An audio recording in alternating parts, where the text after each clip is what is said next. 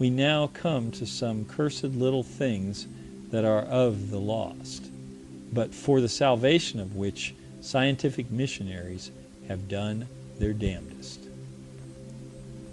Pygmy flints. They can't very well be denied. They're lost and well known. Pygmy flints are tiny prehistoric implements. Some of them are 1/4 of an inch in size. England, India, France, South Africa, they've been found in many parts of the world, whether showered there or not. They belong high up in the froth of the accursed. They are not denied, and they've not been disregarded. There is an abundant literature upon this subject. One attempt to rationalize them, or assimilate them, or take them into the scientific fold, has been the notion that they were toys of prehistoric children. It sounds reasonable, but, of course, by the reasonable, we mean that for which the equally reasonable, but opposing, has not been found out, except that we modify that by saying that, though nothing's finally reasonable, some phenomena have higher approximations to reasonableness than have others. Against the notion of toys, the higher approximation is that where pygmy flints are found, all flints are pygmies, at least so in India, where, when larger implements have been found in the same place, there are separations by strata. Wilson. The datum that just at present leads me to accept that these flints were made by beings about the size of pickles is a point brought about by Professor Wilson. This is in the report of the National Museum, 1892, 455. Not only that the flints are tiny, but that the chipping upon them is minute. Struggle for expression in the mind of a 19th centuryite of an idea that did not belong to his era. In Science Gossip, 1896, 36, R.A. Galty says, "So fine is the chipping that to see the workmanship a magnifying glass is necessary." End quote. I think that would be absolutely convincing if there were anything, absolutely anything, either that tiny beings from pickle to cucumber stature made these things, or that ordinary savages made them under magnifying glasses. The idea that we are now going to develop, or perpetrate, is rather intensely of the accursed, or the advanced. It's a lost soul, I admit, or boast, but it fits in. Or, as conventional as ever, our own method is the scientific method of assimilating. It assimilates if we think of the inhabitants of Elvera. By the way, I forgot to tell the name of the giant's world. Monstrator. Spindle-shaped world about 100,000 miles along its major axis. More details to be published later. But our coming inspiration fits in if we think of the inhabitants of Elvera as having only visited here, having, in hordes as dense as clouds of bats, come here upon hunting excursions. For mice, I should say, for bees very likely, or most likely of all, or inevitably, to convert the heathen here, horrified with anyone who would gorge himself with more than a bean at a time, fearful for the souls of beings who would guzzle more than a dewdrop at a time, hordes of tiny missionaries determined that right should prevail, determining right by their own minutenesses. They must have been missionaries. Only to be is motion, to convert or assimilate something else. The idea now is that tiny creatures coming here from their own little world, which may be Eros, though I call it Elvera, would flit from the exquisite to the enormous, gulp of a fair-sized terrestrial animal, half a dozen of them gone and soon digested. One falls into a brook, torn away in a mighty torrent. Or never anything but conventional we adopt from Darwin. Quote, the geological records are incomplete, end quote. Their flints would survive, but as to their fragile bodies, one might as well search for prehistoric frost traceries. A little whirlwind, Eleverian, carried away 100 yards, body never found by his companions. They'd mourn for the departed, conventional emotion to have, they'd mourn. There'd have to be a funeral. There's no getting away from funerals. So I adopt an explanation that I take from the anthropologists. Burial in effigy. Perhaps the Elverians would not come to this earth again until many years later. Another distressing occurrence. One little mausoleum for all burials in effigy. London Times, July 20th, 1836. That, early in July 1836, some boys were searching for rabbits' burrows in the rocky formations near Edinburgh, known as Arthur's Seat. In the side of a cliff, they came upon some thin sheets of slate, which they pulled out. Little cave. 17 tiny coffins, 3 or 4 inches long. In the coffins were miniature wooden figures. They were dressed differently, both in style and material. There were 2 tiers of 8 coffins each, and a 3rd tier begun with 1 coffin. The extraordinary datum, which has especially made mystery here, that the coffins had been deposited singly in the little cave and at intervals of many years. In the first tier, the coffins were quite decayed, and the wrappings had mouldered away. In the second tier, the effects of age had not advanced so far, and the top coffin was quite recent-looking. In the Proceedings of the Society of Antiquarians of Scotland, 3/12/460, there is a full account of this find. 3 of the coffins and 3 of the figures are pictured. So Elvera, with its downy forests and its microscopic oyster shells, and if the Elverians be not very far advanced, they take baths with sponges the size of pinheads, or that catastrophes have occurred, that fragments of Elvera have fallen to this earth. In Popular Science, 2083, Francis Bingham, writing of the corals and sponges and shells and crinoids that Dr. Hahn had asserted that he had found in meteorites, says, judging by the photographs of them, that their notable peculiarity is their extreme smallness. The corals, for instance, are about 1/20th the size of terrestrial corals. They represent a veritable pygmy animal world, says Bingham.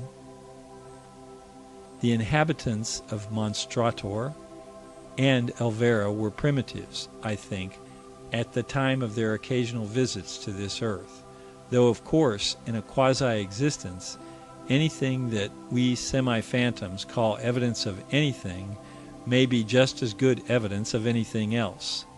Logicians and detectives and jurymen and suspicious wives and members of the Royal Astronomic Society recognize this indeterminateness, but have the delusion that in the method of agreement there is final or real evidence.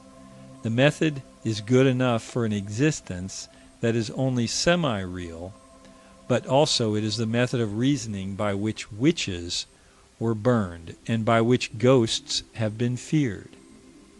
I'd not like to be so unadvanced as to deny witches and ghosts, but I do think that there never have been witches and ghosts like those of popular supposition. But stories of them have been supported by astonishing fabrications of details and of different accounts in agreement. So, if a giant left impressions of his bare feet in the ground, that is not to say that he was a primitive, bulk of culture out taking the Knipe cure.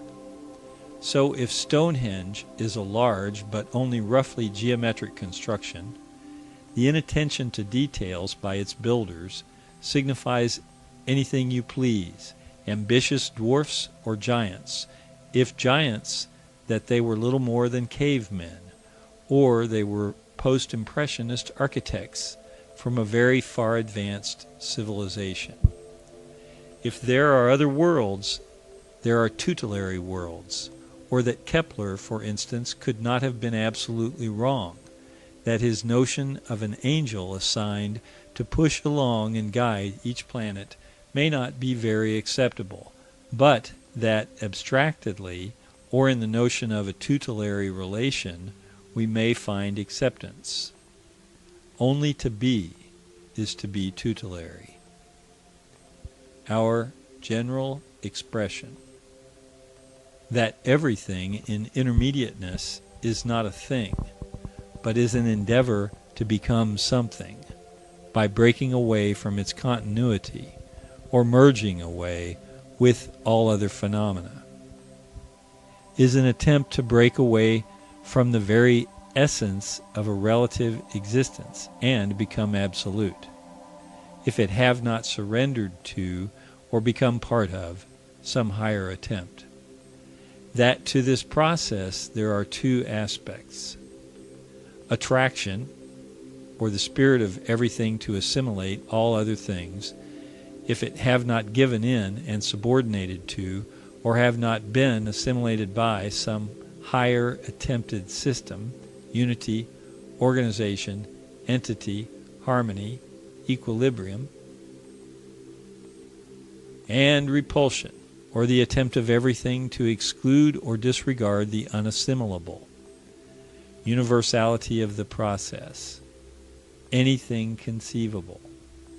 A tree, it is doing all it can to assimilate substances of the soil and substances of the air, and sunshine too, into tree substance.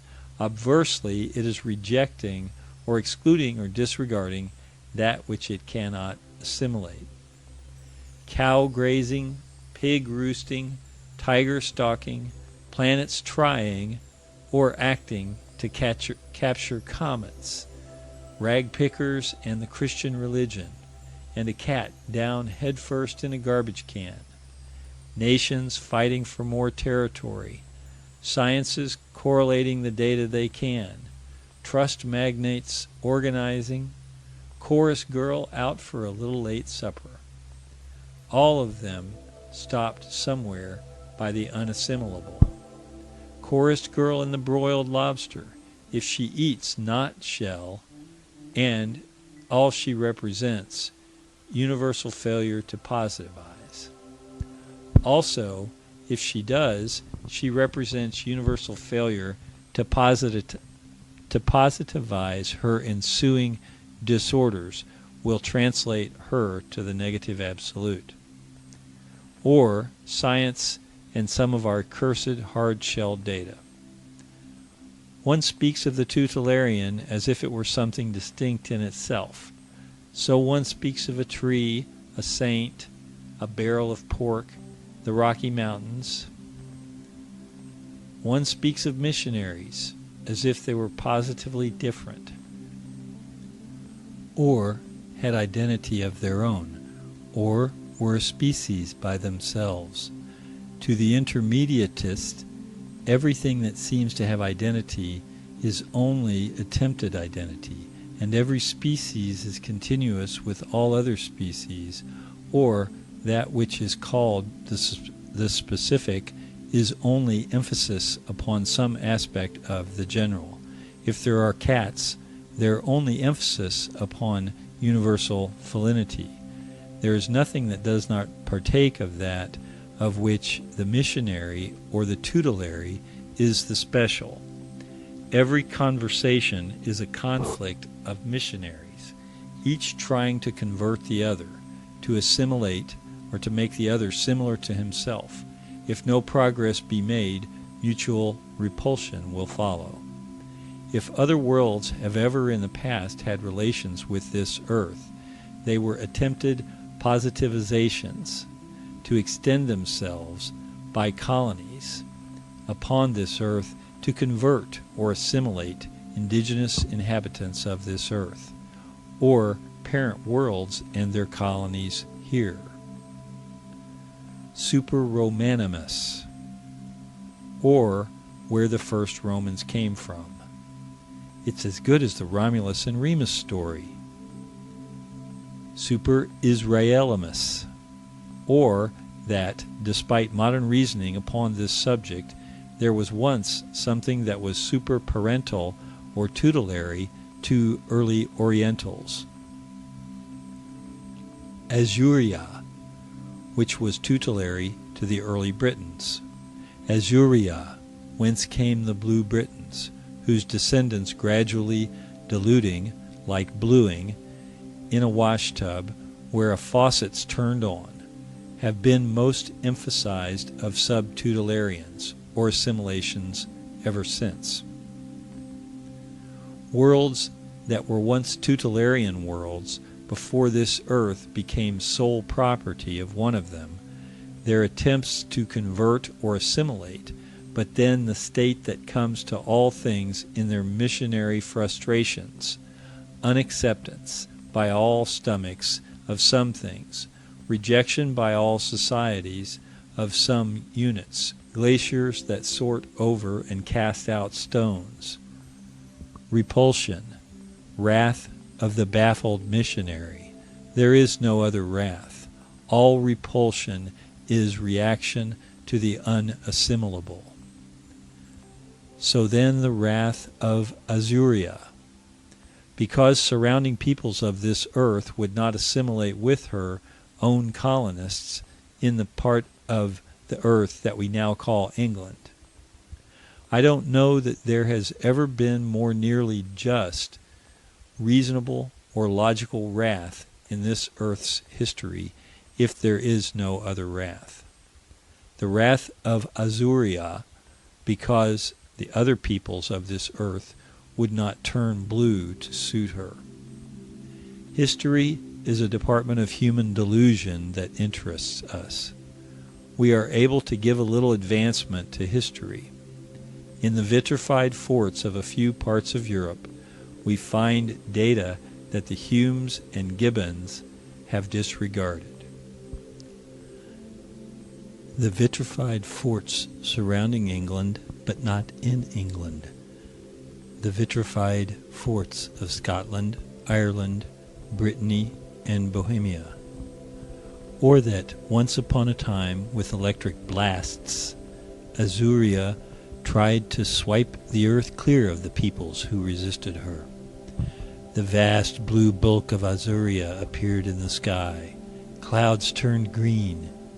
The sun was formless and purple in the vibrations of wrath that were emanating from Azuria. The whitish or yellowish or brownish peoples of Scotland, Ireland, Brittany, and Bohemia fled to hilltops and built forts. In a real existence, hilltops, or easiest accessibility to an aerial enemy, would be the last choice in refuges. But here, in quasi-existence, if we're accustomed to run to hilltops in times of danger, we run to them just the same, even with danger closest to hilltops. Very common in quasi-existence, attempt to escape by running closer to the pursuing. They built forts, or already had forts, on hilltops. Something poured electricity upon them. The stones of these forts exist to this day, vitrified, or melted and turned to glass. The archaeologists have jumped from one conclusion to another, like the rapid chamois we read of a while ago, to account for vitrified forts, always restricted by the commandment that unless their conclusions conformed to such tenets as exclusionism of the system, they would be excommunicated. So archaeologists, in their medieval dread of excommunication, have tried to explain vitrified forts in terms of terrestrial experience. We find in their insufficiencies the same old assimilating of all that could be assimilated, and disregard for the unassimilable, conventionalizing into the explanation that vitrified forts were made by prehistoric peoples who built vast fires, often remote from wood supply, to melt externally and to cement together the stones of their constructions. But negativeness always, so within itself, a science can never be homogeneous or unified or harmonious. So Miss Russell, in the Journal of the BAA, has pointed out that it is seldom that single stones, to say nothing of long walls of large houses that are burned to the ground, are vitrified. If we pay a little attention to this subject ourselves before starting to write upon it, which is one of the ways of being more nearly real than oppositions so far encountered by us, we find that the stones of these forts are vitrified in no reference to cementing them.